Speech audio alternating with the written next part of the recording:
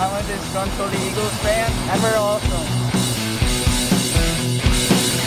Hey guys, welcome back to Disgruntled. It's been about a month since I recorded. Not much has happened since I got back, but I do want to release another video before the season actually starts. For the Eagles, at least, starts on Sunday. Last night was a crazy game. It's still unbelievable to me that the season has actually started. It still seems surreal to me.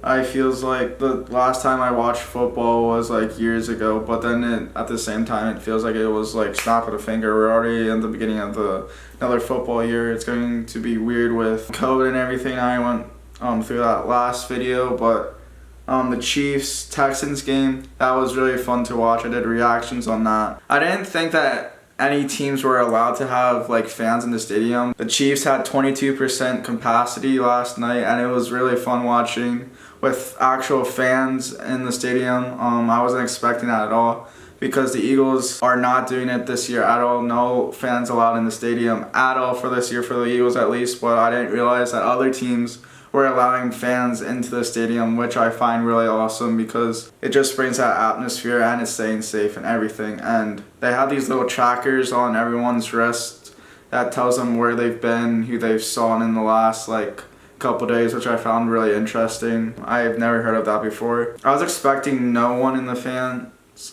stadium, like I said, like hockey and NBA are doing. But let's get into this. So I'm going to be replying to this comment real quick. I think the organization as a whole is headed into, there's good and bad things I see in this team. We have some good things. We have young guys, up and coming stars in Sanders, Derek Barnett, Jaren Reagor. Carson Wentz is still very young. So it's a young team. Zach Ertz he's getting up there. He's just reaching his 30s. So he's in the mid prime. He's still in his prime, but he's getting up there in age. We are getting younger, except for our offensive linemen. We need to get some younger guys in there that are actually great because our offensive line is aging a lot. But yeah, I just see that our team is getting younger, and I feel like we have still a great 5 years at least in us before we have to completely rebuild completely. I feel like there's some areas where we need to rebuild, but as for a running back position, quarterback position, tight end position, offensive line, defensive line, it's very balanced in depth. I would like to see in the running back position some meat header or some guy that can just bash someone in Garrett Blunt did. I would really like to see Fournette, but he went to the Bucks, which is crazy. They're just getting stacked and stacked each video I make. They're getting more stacked and more stacked. I still think they're going to have a losing record, but that's not the point of this video. I don't fully trust Sanders to start. I'd feel more comfortable if there was another backup that could complement him well, because that's where the NFL is headed, or is already there, where you're seeing a lot of these teams having two backs and rotating them out, so not one is getting the entire reps. We have Corey Clement, like the comment said. I feel like Miles Sanders and Corey Clement are very similar in style of running. So I just want a LeGarrette kind of Blunt where they can just go straight down the hole, run over guys, not even phased. So we're lacking in that area. Another area is that I just feel like we're very dysfunctional. I honestly don't know what the hell is going on with this team, to be honest. It's kind of getting to the point of annoyance and irritating, where we couldn't keep the team from the Super Bowl era. We couldn't really start that dynasty. I just feel like we're starting to fade away from that dynasty that we could have developed, like the Patriots, that new up-and-coming dynasty where we beat the Patriots. We could be that next replacement for the Patriots and really build on to that. Get new guys, younger guys, maybe our injury problems will get better and our luck would change in that. But a couple years later, we're still having the same problems, dysfunctionality between Howie Roseman not getting the right guys, getting older guys, keeping guys for way too long, getting rid of guys way too freaking fast, restructuring players. It just overall freaking mess. I don't even know where. It's just so freaking frustrating. between injuries and freaking we're screwing up Zach Ertz's contract because I don't know why, but we dropped extension conversations between him. Zach Ertz stated that he wants to stay in Philadelphia. I would freaking love Zach Ertz staying in Philadelphia for the rest of his career, but for some reason Howie Roseman messed that up where they couldn't get an extension for him. Travis Kelce, George Kittle are getting these massive contracts, and they're like top 3 tight ends, or they're the best of the best, and Zach Ertz is right with them. Why aren't we signing him to like a huge contract, or at least talk about extension where we sign him for like a year, and then where we can save up and get like a huge contract for him so he can stay in Philadelphia, or at least just a sustainable contract where he actually stays in Philadelphia. Because like the way that this is going, I don't see Zach Ertz like staying in Philly for the next 2 years if we're going to keep treating him like we are right now. And I just love the combo with Dallas Goedert and him. I feel like Dallas Goedert can be a starter, and if Zach Ertz does leave the Eagles for whatever reason, I would love Dallas Goedert, and I have full trust in him into replacing that role. Dallas Goedert is not obviously as good as Zach Ertz in this moment. He's a really good tight end. I'd much rather have Zach Ertz, obviously, but that duo that we have is the best in the league. We have a top 5 tight end and a top 15 tight end on our team, both like producing a crap ton of yards, touchdowns, just consistent tight end play. That's one of our strong suits. So just the dysfunctionality, I don't see how we can continue being good if we can't figure our crap out in this year or next year. If we don't figure this injury crap out, if we don't figure out how to deal with players and getting them under contract and making both sides happy, where we can actually spend money on players and get more players, cheap, market cap, whatever, but actually satisfies both needs, that would be the best. But the way that we're headed, I don't see that at all. Because if you look like at the dynasties, the Patriots, it lasted freaking 2 decades. Probably still continuing. Let's see what happens after this year. And Bill Belichick with Cam Newton. But just like throughout the Patriots dynasties, they were able to stay consistent, keep people happy. They knew how to manage the team, keep the chemistry there, keep certain players there, get rid of players. They just knew how to work a team. And the Chiefs, the new up-and-coming dynasty, they're freaking a dominant force. I see them they could be a dynasty for the next 5-10 years, dominating the league, winning multiple Super Bowls. I know it's still early for them, or early to tell to see if they actually develop into a dynasty, but as of now, they're looking freaking scary good. They have a running game. They finally have a running game. Last year they did not. Williams, I think, was their running back. He was decent. This new rookie that they got, he looks freaking crazy. He was running up and down the field, 140 yards a touchdown. That's nuts. First running back since Saquon Barkley to have 100 yards plus a touchdown in his debut, which is crazy. They got a freaking another weapon. Right now, they're signing the guys that they need to in order to keep that dynasty going. They signed Patrick Mahomes, keeping him happy. They signed Chris Jones. They signed Travis Kelce. They signed a couple other guys to major contracts, keeping them happy, but they're able to distribute their money well. I know they have one of the lowest market caps in the league, I think. Like, they just know how to freaking manage a team. Andy Reid and his high-powered offense, their management is really good right now. But it's so frustrating with the Eagles. I just feel like our management is not where it needs to be. I love Doug Peterson. He's a great coach. It's just with Howie Roseman and that side of it, I just don't know what's happening. Or we just keep getting injury after injury. I know we can't really help that, but what the frick is happening with our conditioning coach? We've replaced so many people on our medical staff over the past 3 years. It's getting to a point where the medical staff is not the problem. Injuries are already freaking piling up. Andre Dillard and Brandon Brooks are both out for the season. Brandon Brooks earlier in August, that's kind of old news, but Andre Dillard, both are going to miss the 2020 season to season-ending injuries. And then on top of that, Lane Johnson he got nicked up He should be back in the next couple weeks. If not, start very soon. So not very serious as of now. Just our offensive line is destroyed and depleted with injuries, and they're old, like I said.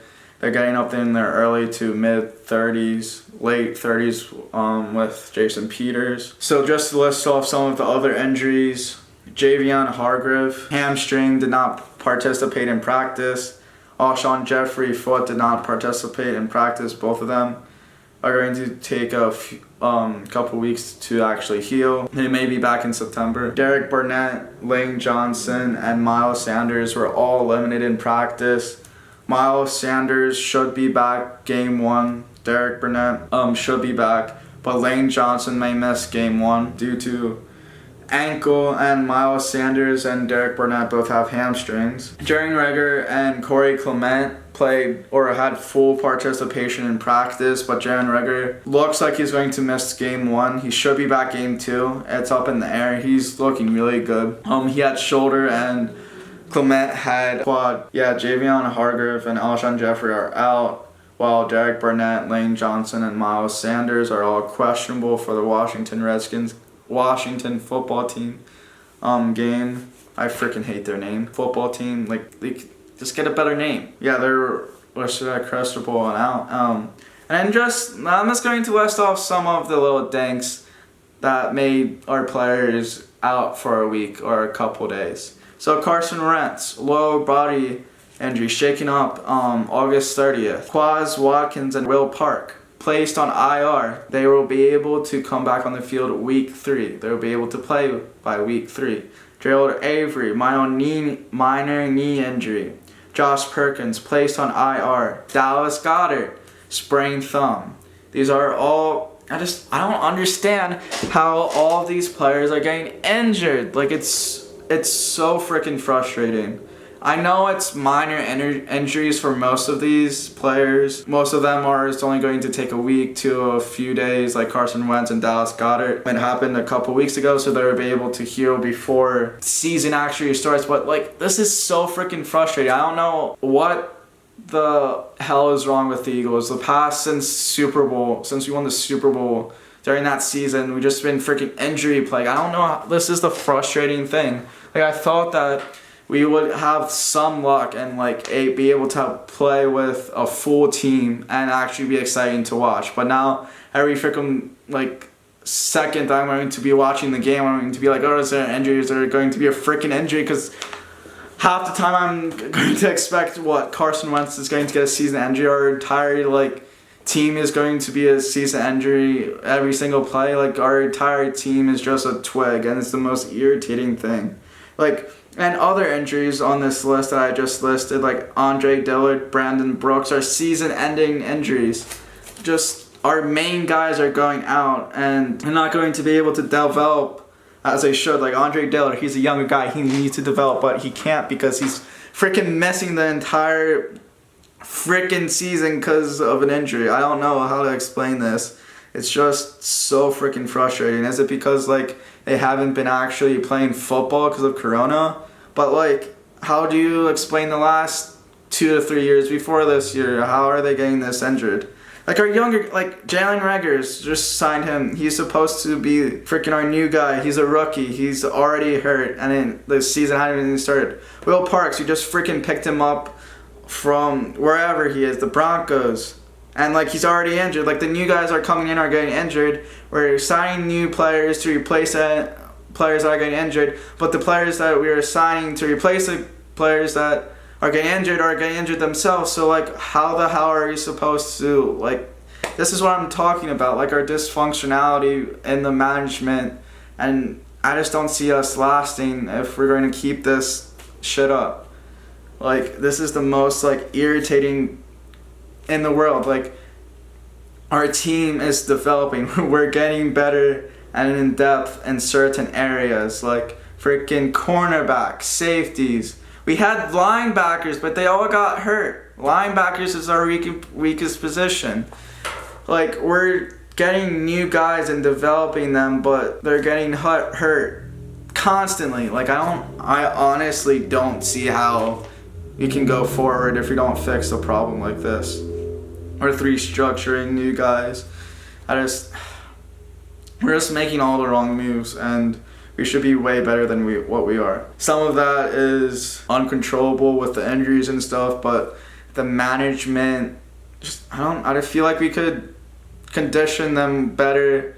Cause frickin', what's the douche's name that coached us? Frick, the one dude. Oh, Chip Kelly. Like, he literally, like, he didn't have anyone that got hurt. How the hell do you have no one get hurt for 2 to 3 years that you're coaching, but all of a sudden we literally can't keep a guy healthy for a couple games? It's the most frustrating game.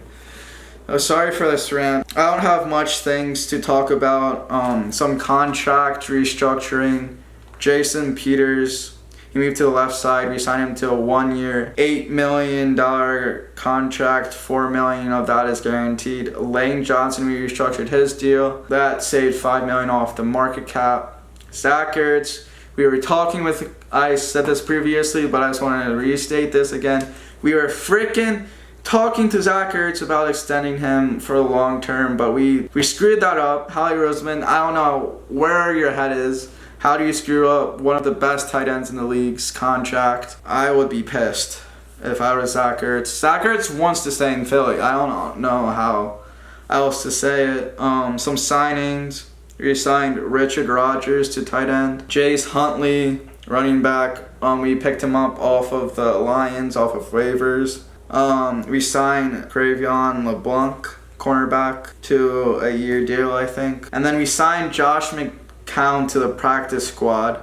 He's the oldest player at age 41 to be signed on the practice squad, and I love this move so much. I have so much respect for Jason McCown. He has so much football knowledge. He can teach Carson Wentz, Jalen Hurts, some of these younger quarterbacks how to develop. I do believe that Jason McCown will become a coach. He's a star, he's a stud. So we're just using him as of right now to teach the upcoming quarterbacks on our team, which is a great move. We got him very cheap. He's earning like 13,000 a week to be on the practice squad and learning some new guys. I hope we sign him as a quarterback coach in some way, or a coach in some way or another.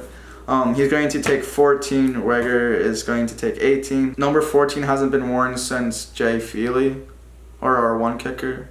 I botched that, never mind. Or one kicker, you would know. Some of the releases that we did was Sheriff Miller, defensive end, and Rasul Douglas, cornerback, picked up by Carolina. I was really mad about the Rasul Douglas. I feel like he was getting better and better each year, and we were still developing him, and he was almost there. Cornerback is so hard to develop in this league. It's so freaking crazy how hard to develop a cornerback in this league. I was sad to see him go. And another person I liked was Sidney Jones. We also released him, cornerback. Yeah, I was sad to see those two cornerbacks leave because I felt like I was attached to them. I just felt like they were developing and they were getting better and they were making huge plays after another. It was kind of like the LeBlanc. We got a little scared of LeBlanc.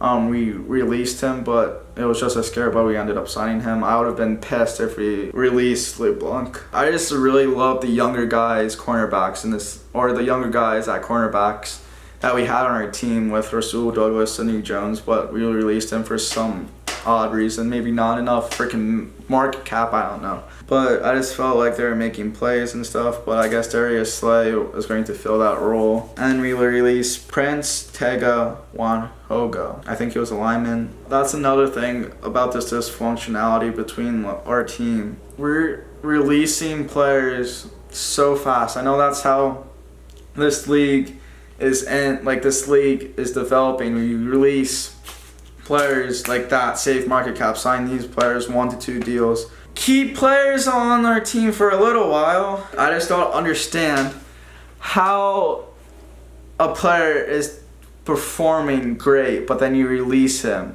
or just developing and is looking great, but then you just end up releasing him. I don't understand that logic. I know signing guys cheap, getting new guys to replace them, but I feel like some players just can't be replaced. I just don't understand. Like Jordan Howard, I know we would have had to pay him huge bucks, but just figure out a way to keep him for another year or two, because he was the perfect back. I love Jordan Howard so much. He was getting up and down the field when he had time to play during last year. I just love Jordan Howard. I love LeGarrette Blount. I love those big guys that can just run over people, but like, I don't understand. And like, our wide receiver, certain wide receivers and stuff being released and stuff. Our wide receiver core is looking great right now, but we don't have Marquez Goodwin anymore because he opted out. But I just keep the guys for a little longer is all I'm saying. So I'm going to preview the Redskins game real quick, and that's the end of the video. This is probably the longest disgruntled I've had. I just need to rant about our frickin' injuries. I'm so irritated with them. What I think is going to happen this game is we're going to beat the Redskins. It's going to be a very, very close game, but we're going to end up beating them. Carson Wentz is going to find rhythm with Deshaun Jackson, just like the first game of last year. He's going to find rhythm. Sanders is going to get off. Our team is just going to look really great. I have belief. I just can't say for certain how the Eagles are going to look the rest of the year until I see 1 or 2, 3 more games, and I can really decide how they're going to look, because it's up in the air. It's up in the air for every year with the Eagles. You never know what you're going to get with them.